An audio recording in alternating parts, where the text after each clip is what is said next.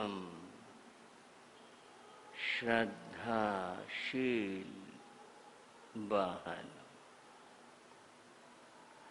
भगवती सूत्र की चर्चा चल रही है। इसमें एक साधु का जिक्र आया, वर्णन हुआ।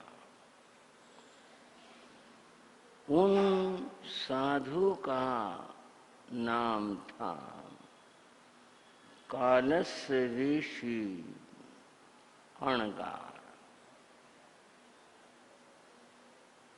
ये कालस्य ऋषि अणगार भगवान पार्श्वनाथ परंपरा के मुनि थे। यहाँ इस प्रसंग में बताया गया कि एक बार ये कालस्य ऋषि अणगार भगवान महावीर के संतों से मिले। कोई प्रसंग बन गया, किसी नगर में ये भी ठहरे थे या आ गए, और वहां भगवान महावीर के मुनि भी ठहरे थे या बाद में कहो आ गए। एक नगर में दोनों परंपराओं के मुनि आ गए, अलग अलग ठहरे। परंपराएं अलग अलग थी। जब परंपरा अलग अलग थी तो अलग अलग ठहरने का कारण कोई पारस्परिक द्वेष नहीं होता। इसमें ये सहज बात है कि अपनी अपनी आचार विधि प्रणाली है। कोई किसी तरह से अपने संयम की परिपालना में, कोई किसी तरह से करता है, कोई किसी तरह से करता है। आपस में इस बात को लेकर मनोभेद न हो तो अलग अलग ठहरे। कालस्य ऋषि पुत्र अणगार ने मन में सोचा, विचार किया, महावीर भगवान के संत आए हैं, ठहरे हैं, उनसे कुछ बात करनी चाहिए, कुछ पूछना चाहिए। बात करने से, पूछने से ही विचारों का आदान प्रदान होगा। पता चलेगा वे क्या मानते हैं, उनकी सोच क्या है, तभी पता चलेगा। यह सोचकर वे कालस्य पुत्र अणगार भगवान महावीर के संतों के पास गए और उन्होंने जो पूछा वे 6 पद थे, 6 बातें पूछी। वैसे तो कल मैंने जिक्र किया था, फिर थोड़ा दोहराया जाएगा। पहली बात पूछी, सामायिक क्या है, सामायिक का अर्थ क्या है। दूसरी बात उन्होंने पूछी, प्रत्याख्यान क्या है, प्रत्याख्यान का अर्थ क्या है। और फिर पूछा, संयम क्या है, संयम का अर्थ क्या है। संवर क्या है, संवर का अर्थ क्या है। विवेक क्या है, विवेक का अर्थ क्या है। और पूछा, व्युत्सर्ग क्या है, व्युत्सर्ग का अर्थ क्या है। ये 6 प्रश्न की। इसके बारे में आपकी मान्यता, धारणा और विचार क्या है। उन मुनियों ने उत्तर दिया। इसमें जो पहला पद है, चर्चा उसकी है।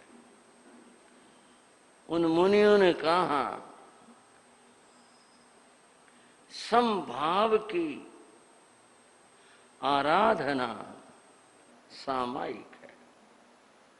किसकी? समभाव की आराधना सामायिक है।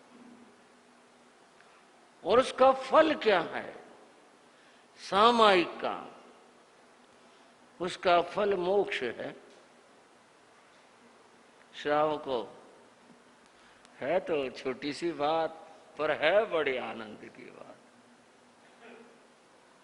सामायिक, सामायिक का फल क्या है? सामायिक का फल मोक्ष है। अब ये बात, सामायिक और सामायिक का फल, बंधुओं, बहुत सोचने का भी है और अपने में एक बड़ा आश्चर्य भी है। सामायिक का इतना बड़ा फल है कि मुक्ति और मोक्ष प्राप्त हो जाए। फिर तो यह सामायिक जरूर समझनी चाहिए। बंधुओं, सामायिक का अर्थ है समभाव की साधना। ठीक है, समझ रहे हो श्रावक? समभाव की साधना। समभाव क्या होता है? समभाव होता है कषायों का शांत हो जाना। क्रोध, मान, माया, लोभ, इन 4 का नाम कषाय है। कषाय यानी विकृति। इन 4 का, इन विकृतियों का शांत हो जाना, यह है समभाव है। मेरे विचार से, मेरी सोच से, समभाव की इससे बड़ी व्याख्या और पूर्ण व्याख्या और कोई नहीं हो सकती।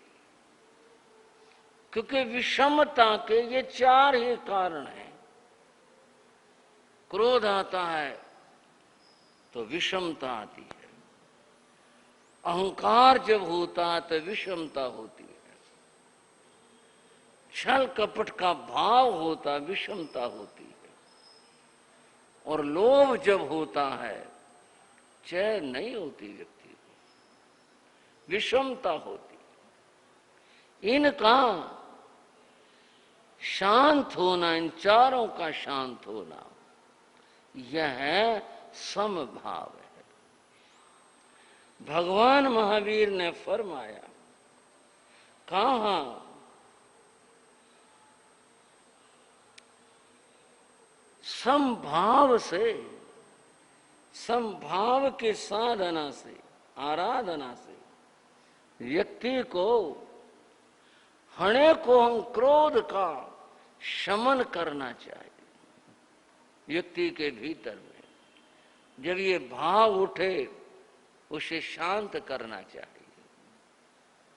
थोड़ा सा इस बात को और समझते हैं। बाइबल में एक बात कही गई।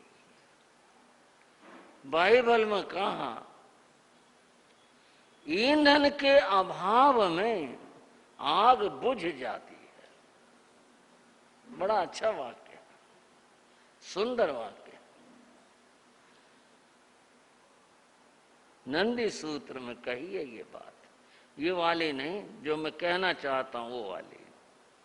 वहां कहा सम्यक दृष्टि के लिए मिथ्या श्रुत भी सम्यक श्रुत होता है।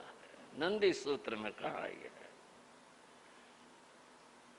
सम्यक दृष्टि के लिए, और मिथ्या दृष्टि के लिए सम्यक श्रुत भी मिथ्या श्रुत होता है। पढ़ा होगा, कई बार सुना भी होगा।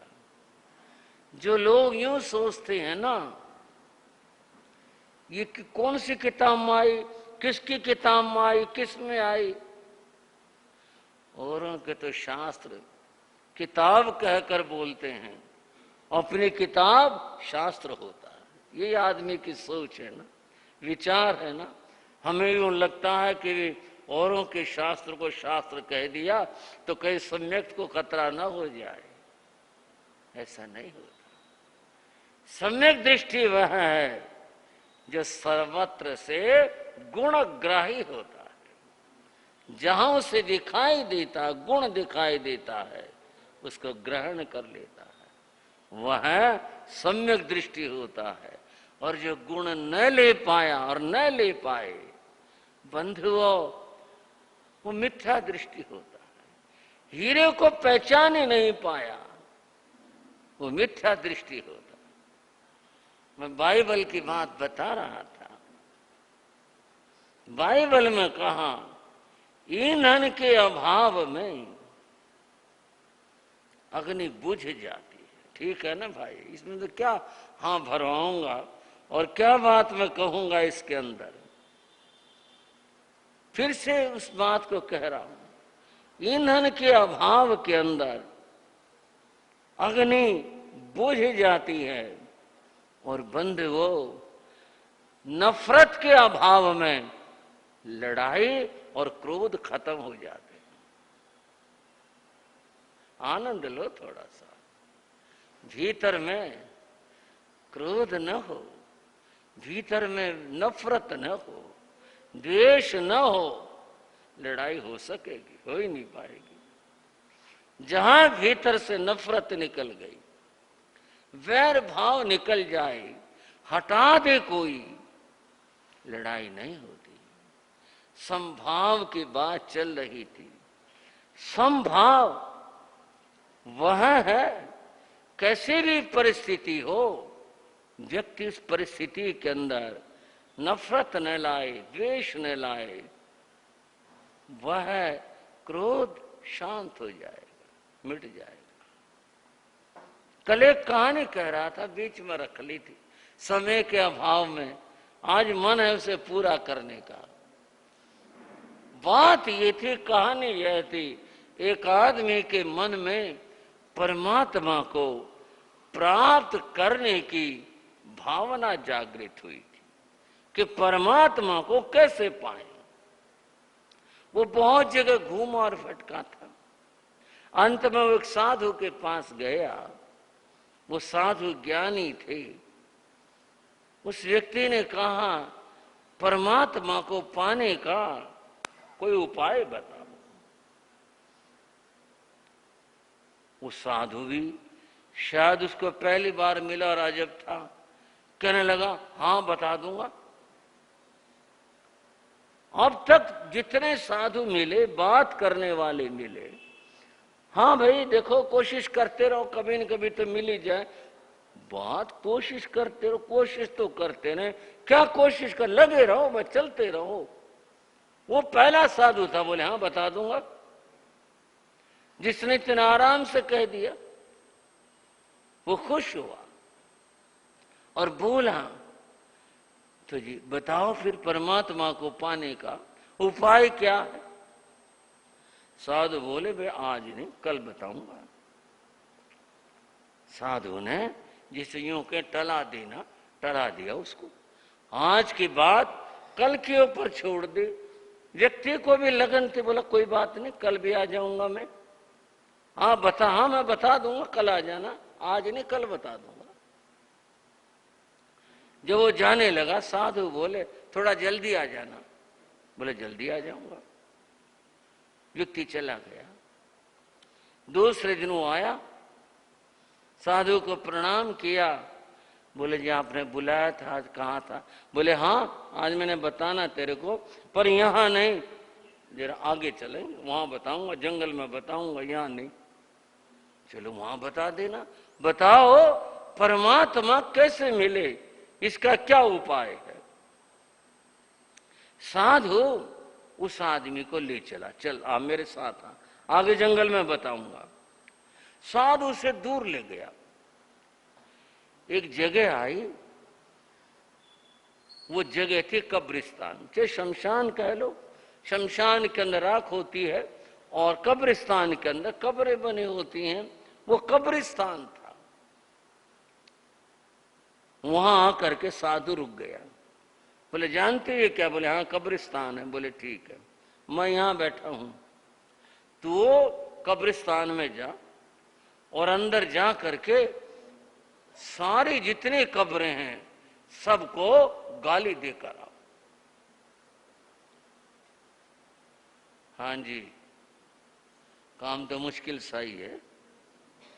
गालियां तो आदमी देते देर नहीं लगाता, लेकिन वहां तो थोड़ा डर भी तो है। कब्र को गाली दे दी और कहीं कोई मुर्दा उठाया, कुछ हो गया, बहुत मुश्किल बात हो जाएगी।